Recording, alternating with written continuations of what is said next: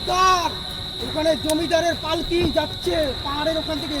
আজকে আমাদের যেতে হবে, লুট করতে হবে সর্দার। সর্দার, আজকে তো জমিদার অনেক সেনাবাহিনী প্রস্তুত রেখেছে সর্দার, কি করব আমরা?